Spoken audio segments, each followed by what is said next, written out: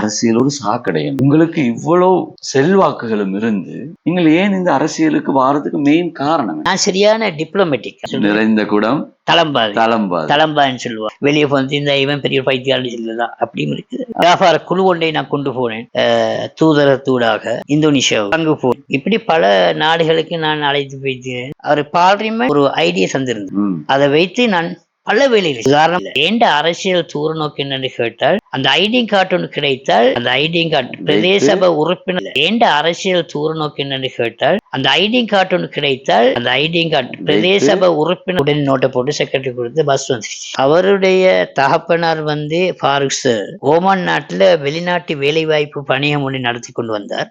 அவருடைய செயலாளரை நாங்கள் கடமையாற்றினோம். லாபிர் ஹாஜர் அவர் என்ன முதன்மை வேட்பாளராக இருக்கும்படி வேண்டிக் கொண்டார். சேர்மனாக வர வேண்டும் என்ற ஒரு நோக்கில் தான் போட்டியிடுகின்றீர்கள் நினைக்கின்றது. என்ன நம்பிக்கையில் இந்த களத்தில் இறங்கி இருக்கு? தவிசாளராக இவர் அனுப்ப வேண்டும் என்று நினைத்து அனுப்பினார். அக்குர்ணை மக்களுக்கு இது கிடைத்த வெற்றி என்று கருதுகின்றேன். தவிசாளராக இந்த இடத்தை பிடித்து கொண்டால் உங்களுடைய திட்டங்கள் என்னதாக இருக்கும்? நீங்கள் செல்வதற்காக 2 தரிப்பிடங்களும் அக்குர்ணை சிட்டியில் ஒரு தரிப்பிடம் மாத்திரம்தான் உள்ளது. இதுக்கு முக்கிய காரணம் திட்டமிட்ட முகாமைத்துவமே இல்லை என்றுதான் நான் கருதுகின்றேன். தொடர்புகள் இதுகளை வைத்து பிரதேச சபையை நல்ல முறையில் வழிநடத்தி செல்ல முடியும். 2 பஸ்கள் தான் வேலை செய்யும். ஒன்று மல்கம்தனிக்கு ஒன்று, மற்றொன்று பங்கொல்லாமடைக்கு. இப்ப கசாவத்தை என்பது ஒரு தூர பிரதேசத்தில் இருக்கக்கூடிய ஒரு, இதுக்கு ஒரு பஸ் சேவைகள் இல்லை. நான் அந்த முயற்சி செய்ததன் காரணமாகத்தான் மல்கம்தனி பஸ் சேவையில் ஈடுபடுத்தேன். அதே போன்று நான் நினைக்கிறேன் 150-200 ஆசிரியர்களுக்கு உட்பட்டவர்கள் தான் அக்குர்ணை ஆசிரியர், அனைத்தும் வெளி ஆசிரியர்கள் வருகிறார். கல்வி அறிவு இல்லாவிட்டால் தோல்வியைத்தான் காணும். கவர்மெண்ட் ஆஃப் பாகிஸ்தான் அதிலிருந்து பெற்றுக்கொள்ளக்கூடிய வழிகளை சகோதரர் ஷூட்டி பிரதருடன் இடங்களை செய்வதற்கு வழிவகுத்து கொடுப்பேன். அப்ப அவங்களோட ரெப்ரசன்டேட்டிவ் தான் பாகிஸ்தான் எம்பசி, தூதரகம். கூடுதலான உறுப்பினர்கள் இந்த விடயங்கள் தெரியாது. இந்த அக்குர்ணையில் ஒரு அழகான ஒரு கிராமம் தான் பங்கொல்லாமடை என்று கிராமம். 3வதாக கட்டப்பட்ட பாடசாலை என்று கூட சொல்லலாம் ருக்மானியா மகா வித்யாலயம். வேலை செய்யறவனுக்கு எப்படி செய்யலாம் 7 ஆண்டு, அது எனக்கு கிடைச்ச ஒரு பெரிய வரப்பிரசாதம். அந்த சல்லியெல்லாம் கொண்டு வந்து பங்கொல்லாமடையில் போட்டு கிட்டத்தட்ட 2,25,00,000. அதான் அடுத்த பாடசாலை உங்களுக்கு தெரியும் பி ஹோல் வந்து வேறெல்லாம் வெளியே வந்துருந்துச்சு, உடஞ்சி முழுவதும். அது எனக்கு விளங்குது ஒரு ப்ரோக்ரஸா. மக்கள் பேசுறாங்க இந்த பஸ் எடுத்த மாதிரி. மற்ற ஊர்களுக்கு ஒரு முன்னுதாரணமான ஒரு ஊராக மாற்ற வேண்டும் முடியும் என்று நான் நினைக்கின்றேன்.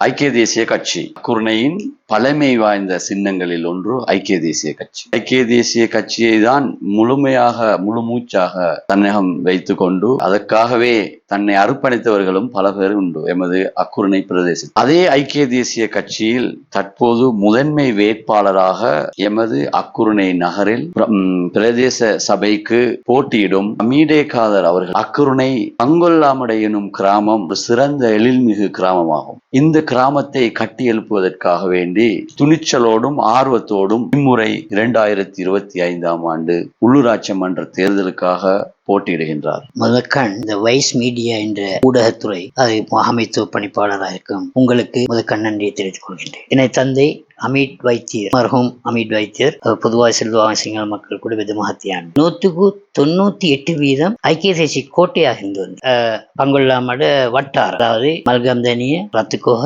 பங்கொல்லாமட கிராம சேவை பிரிவு, இது ஒரு கோட்டையாக இருந்து வந்து அக்குர்ணை பிரதேச சபைக்கு உட்பட்ட வேலை திட்டங்கள் செய்வதாக இருந்தால் முதல் கண் எங்களுக்கு மொழி எழுத வாசிக்க தெரியும். சுற்றாடல் எடுத்துக்கொண்டாலும் கல்வியை எடுத்துக்கொண்டாலும் அப்படிப்பட்ட ஏனைய திட்டங்கள் எடுத்துக்கொண்டால் இதை செய்வதற்கு எங்களுக்கு மொழி இல்லாத காரணத்தினால் பெரும்பான்மையின மக்களோடு இணைந்து வேலை செய்ய முடியும். எங்களுடைய தொழில் காரணம் மொழி வளம் தேவை. இப்போ நான் பார்க்கிறேன் என்னன்னு கேட்டா மொழி வளம் இல்லாத கணிசமான மக்கள் தான் இன்று போட்டியிடுகின்றார். இப்படிப்பட்டவர்கள் உள்வாங்கப்பட்டால் பழைய குருடி கதத்துறதார். இது அக்குர்ணையின் எத்தனை வாக்குகளை உள்ளடக்கிய ஒரு பகுதி? பங்கொல்லாமடை வட்டார் 2865 நினைக்கின்றேன்.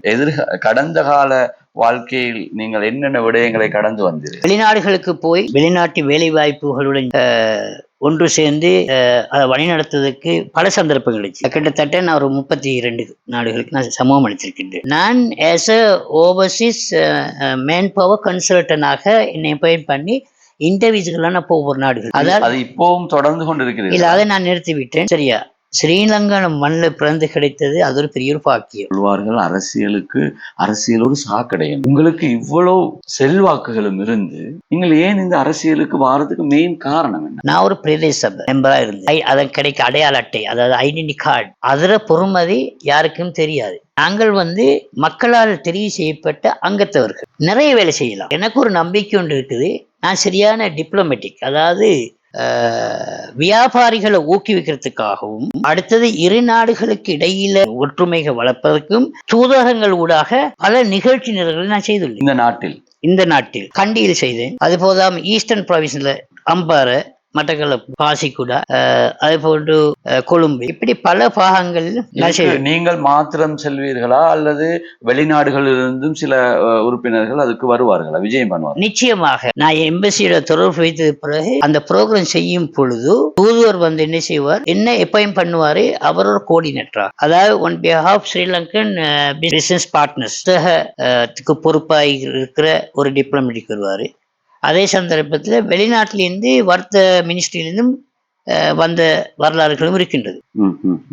அது போதாம அந்த தொடர்பு வைக்கிறதால எனக்கு ஒரு நல்லொரு ரிலேஷன்ஷிப் தூதரகங்களோட ஏற்படுகின்றது. அப்படி இருக்கும் பொழுது நான் சில ப்ரப்போசல்களை கொடுப்பேன். அதாவது இந்த பிரதேசத்தில் இன்னும் விளையங்கள் இருக்குதா அல்லது பிசினஸ் சம்பந்தமான ப்ரப்போசல்? இல்ல, பிசினஸ் சம்பந்தமான இல்லை, டெவலப்மெண்ட் அதுகள் அப்படி ப்ரோக்ராம் எல்லாம் நான் அதை ஏற்படுத்தி கொடுத்தோன்னே அவங்க அதுக்குள்ள நடவடிக்கை எடுத்திருக்கிறாங்க. எடுத்து நீங்க அது மாதிரி ஆன விடயங்களை செயற்படுத்தியும் இருக்கிறீங்களா? செயல்படுத்தி இருக்கின்றேன். அது எனக்கு உதாரணமாக சொல்லக்கூடிய அதுக்கு நான் சொல்றேன் என்னன்னு கேட்டா, எனக்கு இந்த அளவுக்கு அந்த செல்வாக்கு வாரதை காரணம் ஒன்று எக்ஸ்பீரியன்ஸ்.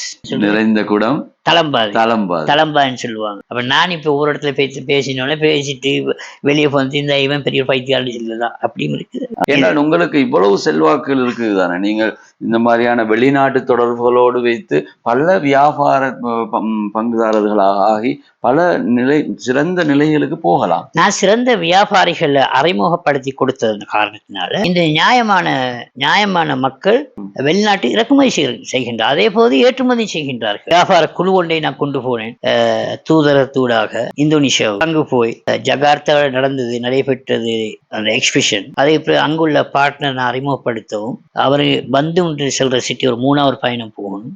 அங்க ஒரு ஃபேக்டரி நானும் என்னை சேர்த்து நான் கொண்டு போனேன். அங்க போய் பார்த்து போட்டு அவர் தொடர்ந்து பிசினஸ் பண்ணாரு. இப்படி பல நாடுகளுக்கு நான் அழைத்து போயிட்டேன். அது எல்லாம் எனக்கு மாஷா அல்லாஹ். இதுக்கு காரணம் நான் கைகண்ட கலையில் நினைக்கிறேன்.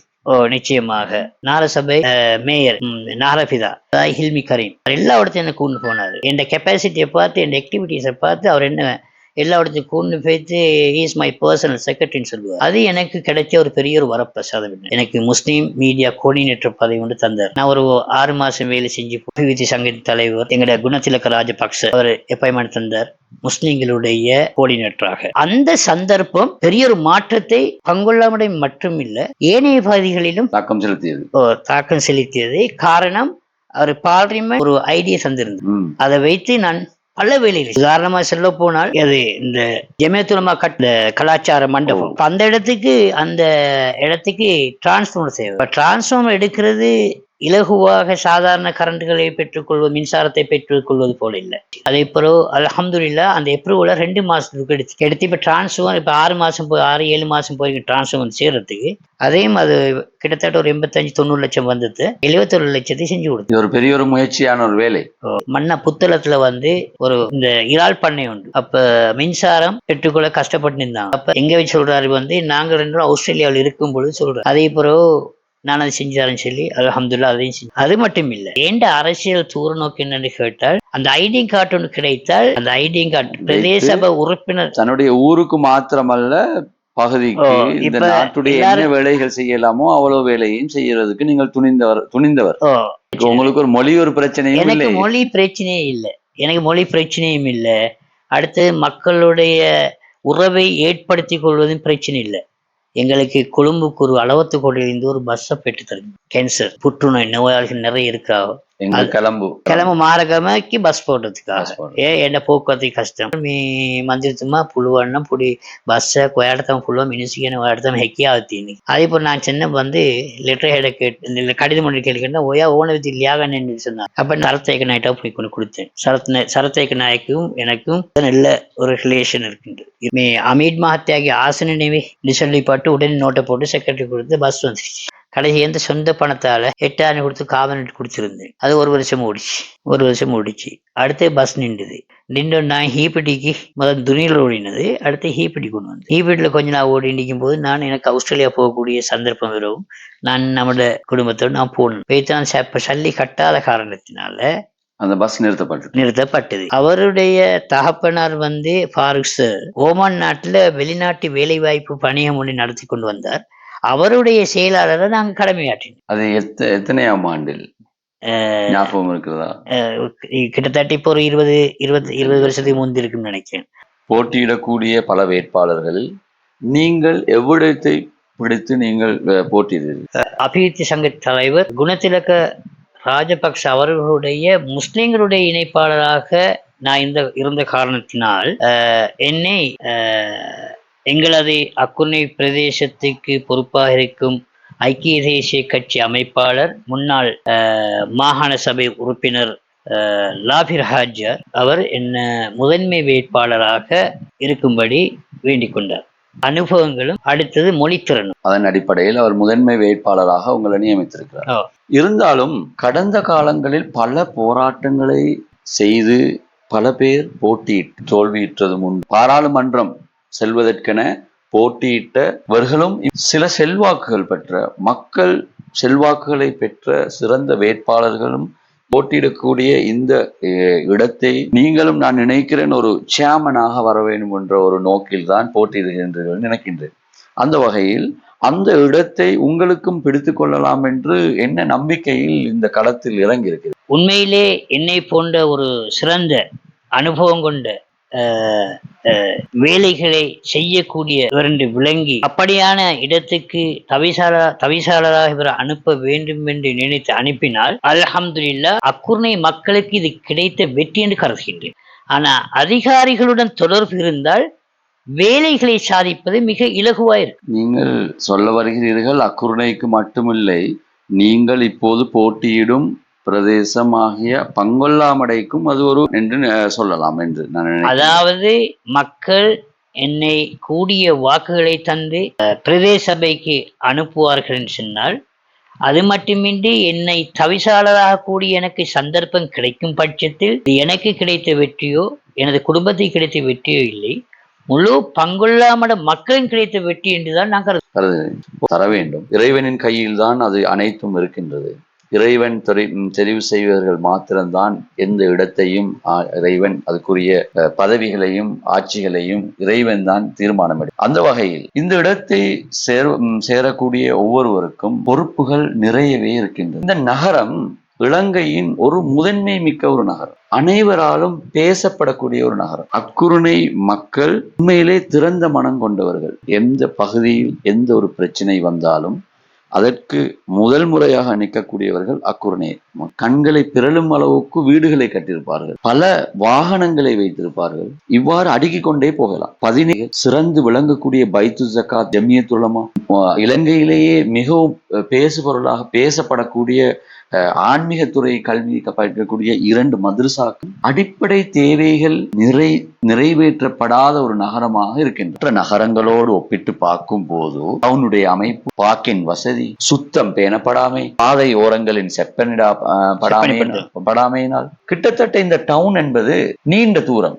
உங்களுக்கு தெரியும், 3 கிலோமீட்டருக்கு மேற்பட்ட ஒரு டவுனாகத்தான் இது இருக்கு. அப்படிப்பட்ட இடங்களில் உள்ள தவிசாளர்கள் நன்கு அனுபவம் வாய்ந்தது. இந்த அனுபவம் இருக்க போய் தான் எங்களுக்கு சர்வசாதாரணமாக வெளிநாட்டில் உள்ள நகர சபைகள், அதாவது கண்டி தொட்டு யாழ்ப்பாணம்க்கு அந்த பாதையில் ஏனைன் பாதையில் நகரத்தில் மிகவும் முன்னணி வாய்ந்த நகரம். இந்த நகரம் பல பிரச்சனைகளும் பலராலும் பேசப்பட்டு கொண்டு வரும், பல சிக்கல்களும் பல குறைபாடுகளும் கொண்ட ஒரு நகரமாக அந்த நகரத்தில் உள்ள எல்லா இடங்களிலும் கான்கள் துப்புரவு செய்யப்படாமல், மலைப்பகுதிகள் இடிந்து வந்து மண் சரிவுகள் வந்து இந்த மெயின் A9 ரோட்டை மூடி இருக்குது சில இடங்களில். உண்மையில சொல்ல போனால் பிளாட்ஃபார்மே இல்லை. பிளாட்ஃபார்ம் முறையாக நடந்து போகக்கூடிய அளவுக்கு பிளாட்ஃபார்ம் இல்லை. தீர்வுகள் என்ன இருக்கும்? நீங்கள் ஒரு சேர்மனா, நீங்கள் ஒரு தவிசாளராக இந்த இடத்தை பிடித்து கொண்டால் உங்களுடைய திட்டங்கள் என்னவாக இருக்கும்? நீங்கள் இதுக்கான என்ன முடிவுகள் எடுப்பீர்கள்?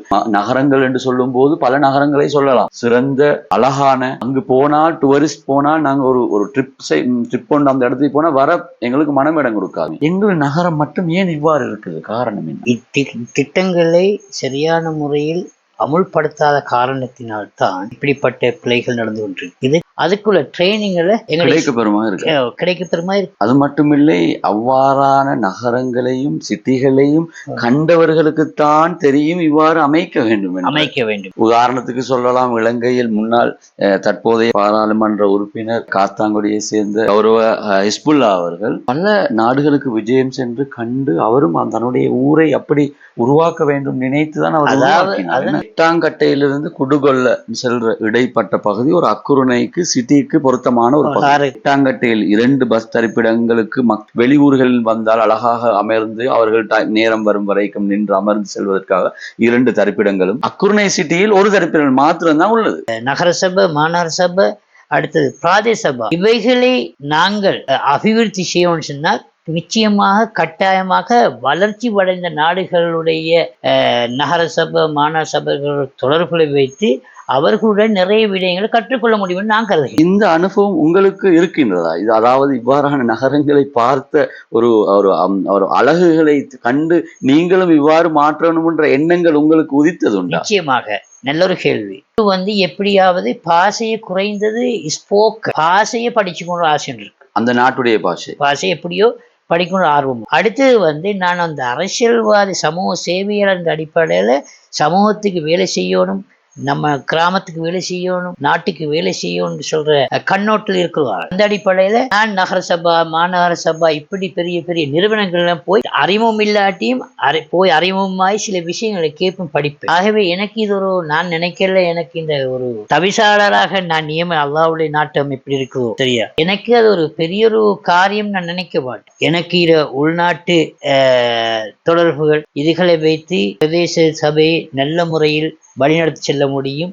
முன்னாள் தவிசாளர் நாங்கள் குறை சொல்வதற்கு இல்லை. என்னென்றால் பல சவால்கள் மத்தியில் எங்களுடைய அக்குருணையை கட்டி எழுப்புவதற்கு அவர் மிகவும் பாடுபட்டவர். நிச்சயமா இந்த நான் கேட்ட கேள்வி போன்று இந்த குப்பை கூலங்களை அகற்றுவது, இந்த அக்குருணையை ஒரு அழகான மக்கள் அந்த இடத்தில் போகக்கூடிய ஒரு எழில்மிகு கிராமமாக அமைவிடமாக மாற்றணும் என்று பல முயற்சிகள் எடுத்தார். இந்த ஆத்து பிரச்சனையாக இருக்கலாம், இந்த குப்பை கூலங்கள் அகற்றுவதற்கு பல முயற்சிகள், பல வேலை திட்டங்கள், நிறைய அதை சுத்திகரிக்கிற வேலைப்பாடுகள், அந்த குப்பை கூலங்களை கொட்டி அதன் மூலமாக புகரைகள் எடுக்கக்கூடிய வேலை திட்டங்கள், இப்படி பல முயற்சிகளை எடுத்தால் கல்விமான்களாகவும் இருக்க வேண்டும். அனுபவமும் கல்விமான்களோ அந்த வயது அனுபவம் இருந்தால்தான் ஒரு தவிசாளராக நியமிக்கப்படுபவருக்கு பக்கபலமாக இந்த துணை உறுப்பினர்கள் இருக்கும்போது ஒரு நகரம் ஒரு சிறந்த ஒரு நகரமாக மாற்றப்படும் இல்லையா?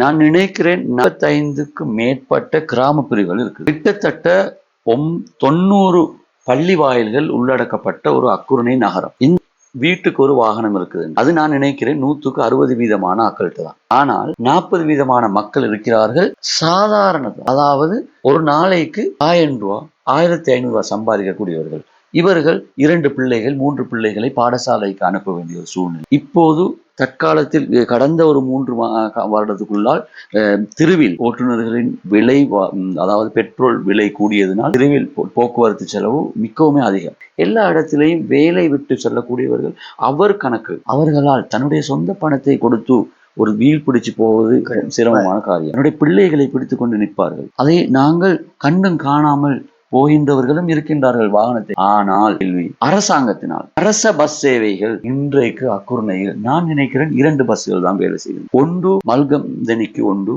மற்றொன்று பங்கொல்லாமடைக்கு ஒரு அரச பஸ் வேலை. இதுக்கு காரணம் சரி, இது ஏன் காரணம்? இது ஏன் இந்த பஸ் சேவைகளை கூட்ட முடியாது? நீங்கள் இதுக்கு ஏதாவது முயற்சிகள் உட்பட்ட காலங்களில் எடுத்ததுண்டா? இன்னும் இப்ப கசாவத்தை என்பது ஒரு தூர பிரதேசத்தில் இருக்கக்கூடிய இதுக்கு ஒரு பஸ் சேவைகள் இல்லை. அக்குருணைக்கு 2 பஸ் தான் வேலை செய்யும். அந்த 2 பஸ்ல ஒன்று வந்து பங்கொள்ளாமட கண்டி பஸ், அது தொடர்ந்து வேலை செய்து, அதுல எந்த ஒரு மாற்றம் நடைபெறல. ஆனா மல்கம்தினிய பஸ் வந்து ஏறத்தாழ 12 வருடம் இடைநிறுத்தப்பட்டு 12 வருடம் காலஞ்சென்ற வெளிநாட்டு அமைச்சராக கடமையாற்றிய மர்ஹூம் ஏசு ஹமீட் அவர்கள் மல்வானிக்கு ஒரு பஸ், அடுத்த கசாவத்துக்கு ஒரு பஸ் பேருந்து, பங்கொள்ளாமட குருகுடரோட்டார் மன்னிக்கவும் மல்கம்திக்கு ஒரு பஸ்ஸையும் அவர் பெற்று தந்தார். பாடசாலை போறது, தொழிலுக்கு போறது வசதியா இருந்தது. அது காலப்போக்கில் அந்த பஸ் காலம் போகும் பஸ்ஸை இடைநிறுத்தி விட்டார். அப்ப அன்றைய இருந்த அரசாங்கத்தில் இருந்த பாராளுமன்ற உறுப்பினர்கள் முன்னின்று முயற்சி செய்திருந்தால் அந்த பஸ்ஸை பெற்றிருக்கு. அதே போன்றுதான் மல்கம்தினி பஸ், அதே எனது வசம் எனது ஊர் பஸ், அந்த பஸ்ஸுக்கு நான் முயற்சி தலைமை காரியாலயத்துக்கு போய் கதையில் அவங்க சொன்ன வார்த்தை என்னன்னு கேட்டா, பஸ் இல்ல, அடுத்த டிரைவர் ஷோர்ட், அந்த பஸ்ஸை போடுறது பழசி. அப்ப நான் விடாமுயற்சி செஞ்சுட்டு கிடைத்த பிரதிபலன் என்னன்னு கேட்டா, நான் ஒரு சாதாரண ஒரு ஆள், ஒரு உறுப்பினர் மல்ல. நான் உறுப்பினர் இருந்த அந்த ஐடி கார்டை வச்சு கொண்டுதான் நான் போய் பேசி குலத்திலக ராஜபக்ச அவரிடம் பேசினேன். இப்படி இந்த பஸ் நான் அந்த முயற்சி செய்ததன் காரணமாகத்தான் மல்கம்தினி பஸ் செயல்படுத்து ஒரு கூட பங்கொள்ளாம பஸ் எடுக்கலாம் போனதுக்கு காரணம் இதான். ஆனா இப்ப மல்கம்தினி பஸ் ஓடுது. இப்ப அடுத்த திட்டம் நான் கௌரவ ரியாஸ் மன்றத்தை கோரிக்கை இட்டீரேன். என்ன, நான் மாத்தளையிலிருந்து பஸ் ஒன்று கொண்டு வந்து மல்கம்தியில வந்து பங்கொள்ளாம அடைக்கு 4 நாள் ஓடிச்சு. இலங்கை போக்குவரத்து சபை சொந்தமான பஸ் இல்லைன்னு சொன்னாலும் பிரச்சனை இல்லை, இன்னொரு பஸ்ஸை போடுங்க. அளவுத்துடைய வந்து மல்கம்தியில வந்து பங்கொள்ளாம அடைக்கு வாத்து ஒரு பஸ்ஸை போட்டா நல்ல கிரௌட் உண்டு, நாளுக்குள்ள பேமெண்ட் எடுத்தாரு. எனக்கு அந்த கெப்பாசிட்டி கோரிக்கை நான் கொடுத்தீரு. யாருக்கு? கௌரவ கனி மாவட்ட பாராளுமன்ற ரியாஸ் இன்ஷால்லா. அவர் சரியான சந்தோஷப்பட்டாரு. அவருக்கு தேவை என்ன போல வேலை செய்யறாக்கள் தான் அவர் எதிர்பார்க்கிறாரு. அந்த கசாவத்துக்கு, அதாவது கண்டி அக்குர்ன கசாவத்தி போற බස්සෙම எடுக்கிறதுக்கு எல்லாம் பிளான் பண்ணி කසාවත යන බස් රථය අපි ලබා දෙමු පූජා පිටියට. කසාවත අයට ළඟයි පූජා පිටි නගරේ. ඒ කාදමන්තුමා ඔය ලීමක් ලියාගෙන අපි ඒක ගන්න බලමු சொன்னார். அப்ப நான் என்ன சொன்னேன், இப்ப நான் கடிதம் கொடுத்தேன், ஊர் மக்களோட டிமாண்ட் ஒண்ணுமே. அப்ப கசாவத்த மக்கள்கிட்ட, புல்கோத்தின மக்கள்னா எனக்கு தெரிஞ்ச மக்கள் நான் சொன்னேன், நீங்க இப்படி கடிதம் பள்ளியால் எடுத்தாங்கோ, இந்த பஸ்ஸையும் எடுத்து வந்துடுறேன். தெரிஞ்சவர்களுக்கு தெரியும். தண்ணி லைன் கொடுக்கக்கூடிய ஓட்ட போர்டால வந்து ஏதாவது ஒரு தேவை நிமித்தமாக உடைத்தால் அதை அந்த ஊரில் இருக்கக்கூடியவர்கள் தகுந்த அதிகாரிகள் முன் வந்து அதை உடனே திருத்தம் செய்து அதுக்குரிய அந்த காப்பட்டை போட்டு முடிக்கக்கூடிய வேலை திட்டங்களை சரியான முறையில் அறிவித்தல்கள் கொடுக்கப்படுவதில்லை. நீங்க தெளிவுபடுத்தினாலும் நான் சொல்ல வந்து நீங்க கொஞ்சம் சொல்லிட்டீங்க. அதாவது பிறந்த மண் வாழ்ந்த மண் இருந்தாலும், நீங்கள் பங்கொள்ளமடைய இருந்தாலும், புகுந்த இடம் குறுகொடை. அந்த அடிப்படையில உங்களுக்கு நன்கு அனுபவம் இருக்குது போல். மொஹிடீன் ஜும்மா பள்ளி நிர்வாக சபை தலைவர், முன்னாள் நிர்வாக சபை நியாசாஜி, ஏனைய உறுப்பினர்கள் என்னென்ன சொன்னார்கள், சல்லி கட்டி அவங்க வந்துடுறாங்க, அவங்க செய்யறாங்க. வருட கணக்கு அந்த ரோட்டு இருக்கு. நேரடியாக போய் 52 இருக்கு இந்த பிஆர்டி, அதுல கொண்டு கொடுத்து, பொதுவா எனக்கு அதிகாரிகள் தெரியுமா, போகணும்னா மந்திரத்து மாடி எந்த டிபார்ட்மெண்ட் போனாலும் எனக்கு தெரியும். மாஷா அல்லா சொல்லி 2 நாள்ல அவங்க வந்தாங்க. இப்போ இன்ஸ்பெக்ஷன் வந்து போட்டு பார்த்துட்டு அடுத்து இப்ப பாருங்க குறுகோல இருந்து முடிஞ்சு பங்களாட எந்த குழியும் இல்லை. அதே இன்றைக்கு அக்குருணையில் ஒரு முன்னுதாரணமான கிராமமாக இருந்தால் அதை உண்மையை சொல்லவே வேண்டும். மல்வானை எந்த ஒரு டேமேஜஸ் வந்தாலும் உடனே செய்வதற்குரிய வழிவகைகளை தொகுத்திருக்கிறார்கள். அதே அவங்க திட்டமிட்டு அவங்க ஒரு டீம் ஒன்று இருக்கு அடுத்தது அது. ஆனா இந்த டீமே வேணும் இல்ல, எங்களுடைய ஓட்டுகளை இட்டு அவர்களை நாங்கள் பிரதேச சபைக்கு அனுப்பி வைப்பது இல்லை மாத்திரம், கட்டாயம் அவர்களை மேற்கொண்டு எங்களுடைய ஊர்களில் வரக்கூடிய பாதைகளை முறைப்படுத்தி செய்வதில் நாங்கள் கொடுத்த வாக்குக்கு சரியான வேலை திட்டங்களை வாங்க வேண்டும். வேலை திட்டம் வாங்குவதால் அவர் எப்படிப்பட்ட ஆளா இருக்கணும், அதுதான் எனக்கு என்ன கேள்வி. கல்வித்துறையை எடுத்துக்கொண்டா சிறந்த கல்விமான்கள் எங்கள் அக்குருணையில் சிறந்து ஜொலிக்கிறார். உண்மையிலே பல ஊர்களில் போய் அவர்கள் சிறந்து விளங்குகிறார். இன்னும் பல கல்விமான்கள் நான் கேள்விப்பட்ட நன்மையில் PhD முடிச்சவர்கள் 160 பேருக்கு மேற்பட்டவர்கள் இந்த அக்குருணை மண்ணில் இருக்கிறார்கள். பப்ளிக் லைப்ரரி இல்லாமல் இருக்கின்றது. இருந்தாலும் அந்த லைப்ரரி எங்க இருக்குன்றது கூட எங்களுடைய மாணவர்களுக்கு தெரியாது. ஏன்தான் அந்த அளவுக்கு அது அமைக்கப்பட்டிருக்கின்றது அந்த இடத்தில். அதை சுற்றுச்சூழல் அவ்வளவுக்கு அது பிரகாசமாக இருக்கின்றது. எனவே கல்வியிலும் நாங்கள் பின்தங்கி, அதாவது கல்விக்கு தேவையான வளங்களை உருவாக்கவில்லை. குறைவு. பொதுவாக அக்குருணையில் 17 பாடசாலை இருக்குது, 11,000 பிள்ளைகள் படிக்கிறார்கள். கிட்டத்தட்ட அன்னளவாக 700க்கு உட்பட்ட ஆசிரியர்கள். அதே போன்று நான் நினைக்கிறேன் 150-200 ஆசிரியர்களுக்கு உட்பட்டவர்கள் தான் அக்குருணை ஆசிரியர், அனைத்தும் வெளி ஆசிரியர்கள் வருகிறார்கள். எனவே இந்த கல்வித்துறை சம்பந்தப்பட்ட விடயத்தில் உங்களுடைய கண்ணோட்டம் எவ்வாறு? பல நாடுகளுக்கு சென்று கண்டுகொண்ட அனுபவம் ரீதியாக உங்களுக்கு சில அதுக்குரிய சிந்தனை பூர்வமாக சொல்ல வேண்டிய விடயங்கள் நீங்கள் என்ன நினைக்கிறீர்கள்? எனது அனுபவத்தில் கண்ட உண்மை. காரணம், நான் பல கான்ஃபரன்ஸ்களுக்கு இங்கும் சென்றுள்ளேன். அந்த இடத்தில் நான் கண்ட உண்மை என்னன்னு கேட்டால், கல்வி அறிவு இல்லாவிட்டால் தோல்வியைத்தான் காணும். பொதுவாக எடுத்துக்கொண்டால், உதாரணம் எடுத்துக்கொண்டால், இலங்கையை பொறுத்த மட்டில் எல்லாரும் வெளிநாடு போக வேண்டும் என்று கூறுகின்றார். ஆனால் ஸ்ரீலங்காவை பொறுத்த மட்டில் கூடுதலாக அவங்க வெளிநாட்டுக்கு போறது சாதாரண தொழில். காரணம், கல்வி இல்லை. கல்வி இருந்திருந்தால் அவர்களுக்கு பெரிய ஜப்பு தேடிக்கலாம். அதுக்கு இதுவும் ஒரு முக்கிய காரணி. ஆங்கிலம் கட்டாயம் தெரிந்திருந்தால் நல்ல ஜப்பு போகலாம். அது போக அந்நிய செலவான எங்க நாட்டுக்கு கொண்டு வரலாம். இது நான் கண்ட ஒரு அனுபவம். சூட்டி பிரஜாவுடைய வேறு பேர் இருந்தாலும் சூட்டின்னு சொல்லுவதுதான் எல்லாருக்கும் அறிமுகம்.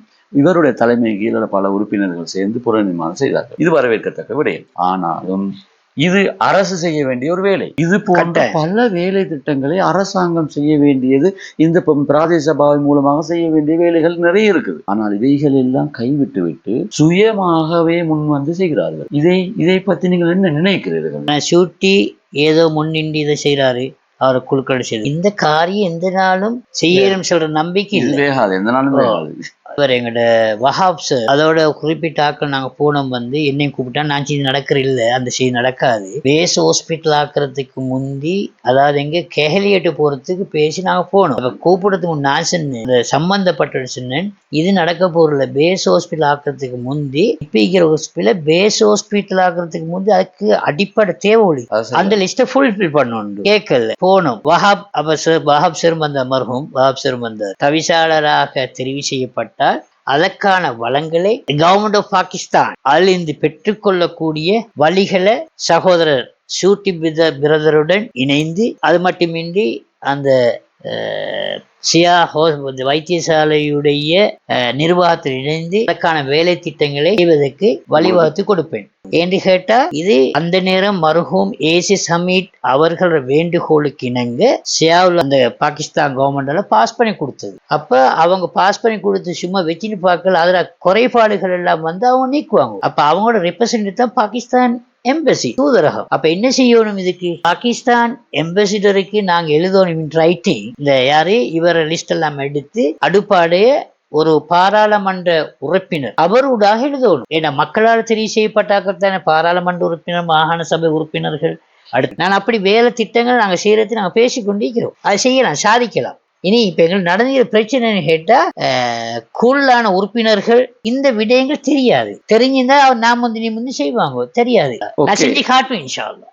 எங்களுடைய முன்னாள் மாகாண சபை உறுப்பினர் லாஃபிர் ஹாஜியார் இன்டர்வியூ போன இன்டர்வியூட என்ன சொன்னா ஒயாதம சுதுசா பார்லிமெண்ட்ரி அதுக்கு பொருத்தமான அனைத்து டாக்குமெண்ட்களும் நீங்க சப்மிட் பண்ணி இந்த எக்ஸ்பீரியன்ஸ், அடுத்து நான் செய்த வேலை திட்ட புகைப்படங்கள், அடுத்தது என்னோட இன்டர்வியூ பண்ண இங்கிலீஷ்ல, ஆங்கிலத்துல, அடுத்த சிங்களத்துல பேசி நான் சில கான்ஃபரன்ஸ் நடத்தினேன்.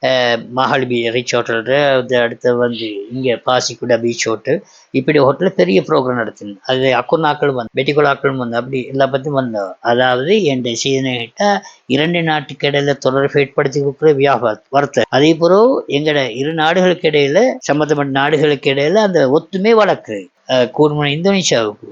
அப்போ இந்தோனேஷியாவில் ஒரு புரோகத்தில் நான் ஸ்பீச் ஒன்று கொடுத்தேன், இங்கிலீஷ் கொடுத்துட்டு, எனக்கு மலாவி நல்லா பேசுவேன், மலாவிலையும் பேசினேன். அதே பிறகு அவர் சொல்றாரு, காதல்னா நீங்க தான் பாராளுமன்றத்தை கொண்டு ராயல் ஃபேமிலி எந்த ப்ரோக்ராத்துக்கும் எந்த ஃபங்க்ஷனுக்கும் அவங்க ஜெம் எடுக்கிற ப்ளூ சஃபியார் ஸ்ரீலங்காவில்.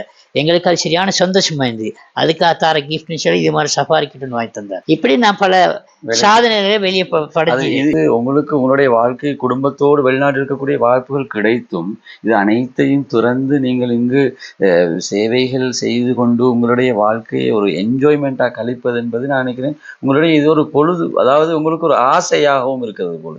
இல்ல, எனக்கு உண்மையில ஆசை மட்டும் இல்ல, நான் எந்த ஊரை எனது கிராமத்தை ஸ்பெஷலா எந்த கிராமத்தை நான் ஒரு நாள் விட்டு கொடுக்க மாட்டேன். நான் யார புள்ளையை கண்டாலும் அது சிங்கள புள்ளையா இருக்கலாம், முஸ்லீம் புள்ளையா இருக்கலாம், தமிழ் புள்ளையா இருக்கலாம், நீ வேண்டிய கேட்கலாம். நான் சொல்றேன், நீங்க படிங்க, படிச்சால் தலைநிமிர்ந்து நடக்கலாம்.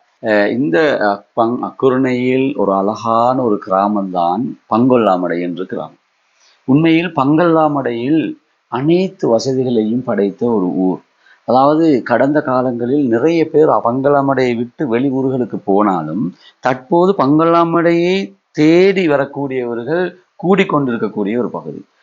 உங்களுக்கு தெரியும், அக்குரணையில் அழகான ஒரு சிறந்த ஒரு கிளினிக் சென்டர் கூட இல்லாமல் இருந்தது. அதுக்கு அளவத்துக்கூட குருணசியா ஹாஸ்பிட்டல்கள் போய் கியூல நின்று மிச்சம் சிரமப்பட்டு பல கிரௌடுகளுக்கு பழமை வாய்ந்த ஊர்.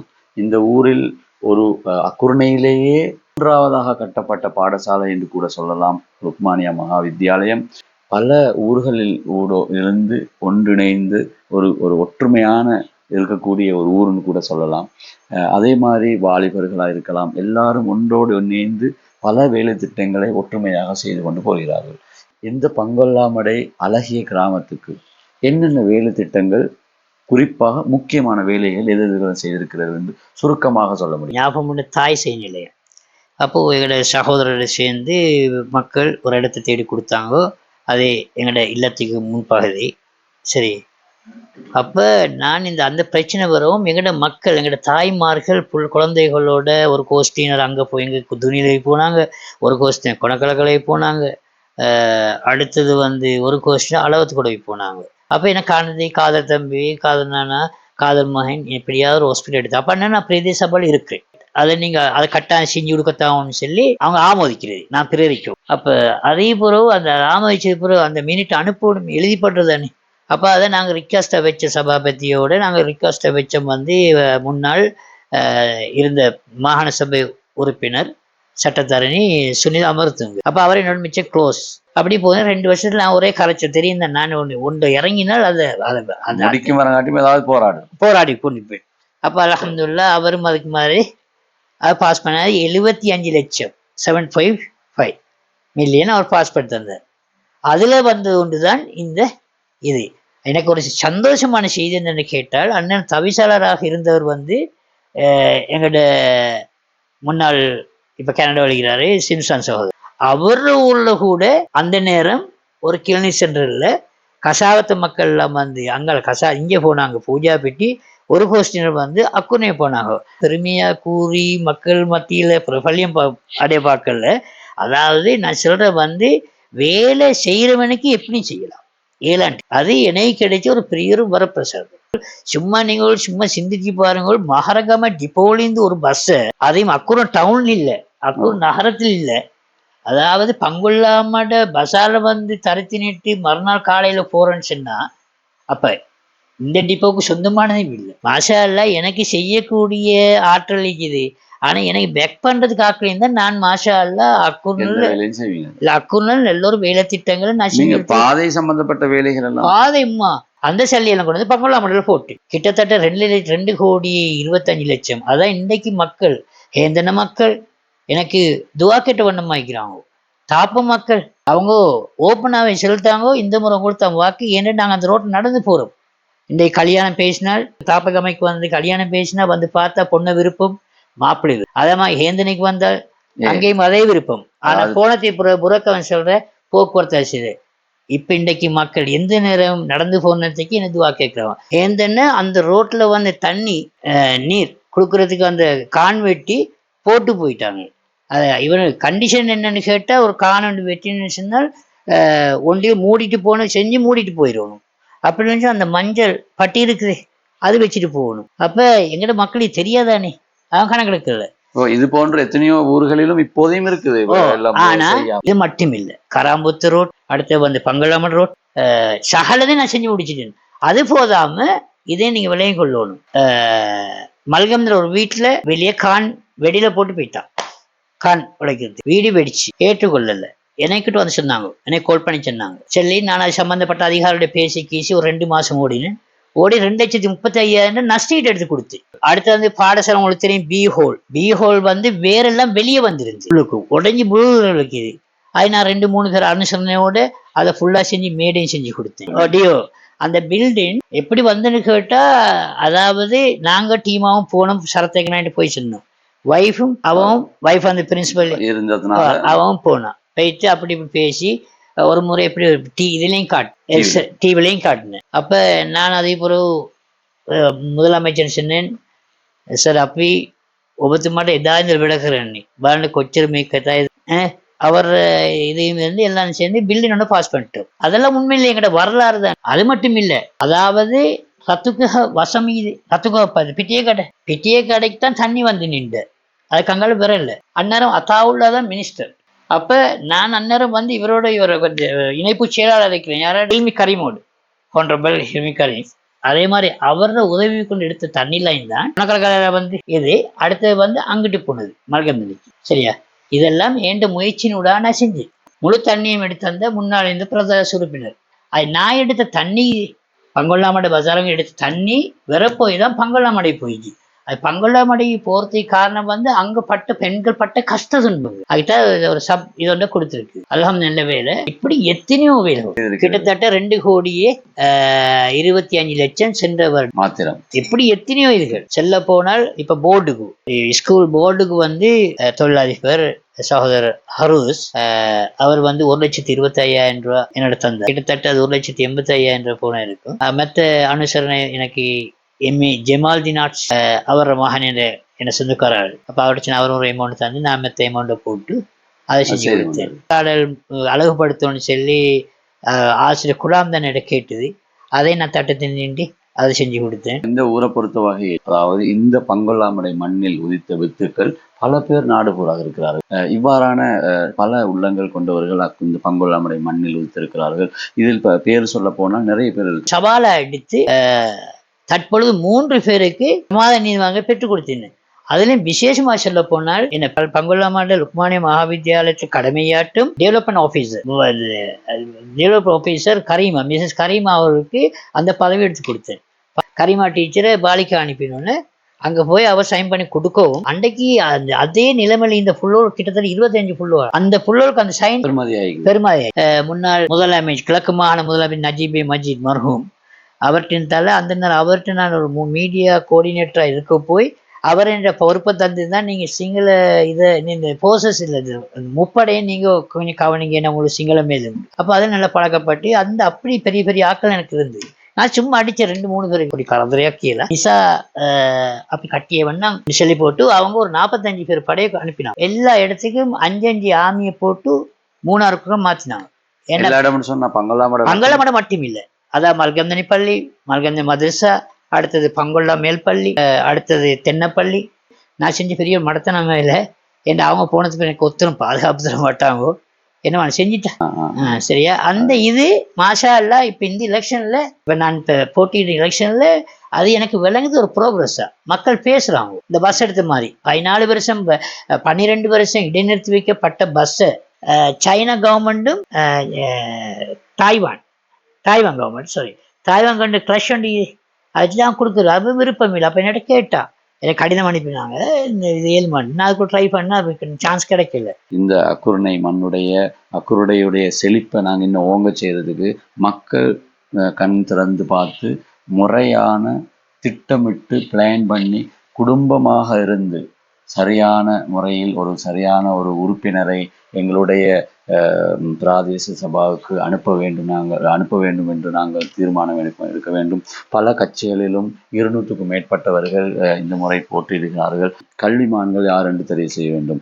யாரு அதுக்கு பொருத்தம் என்று தெரிவு செய்து அந்த உறுப்பினர்களை அனுப்பினால் மாத்திரம் எங்களுடைய அக்குரணை இன்னும் ஒரு எல்மிகு நகரமாக மாற்ற முடியும். மற்ற ஊர்களுக்கு ஒரு முன்னுதாரணமான ஒரு ஊராக மாற்ற முடியும் என்று நான் நினைக்கின்றேன். போன்ற எங்களுடைய வைஸ் மீடியா மூலமாக இது போன்ற பல உரையாடல்களை நாங்கள் நடாத்த உத்தேசித்திருக்கின்றோம், நடாத்து கொண்டும் இருக்கின்றோம்.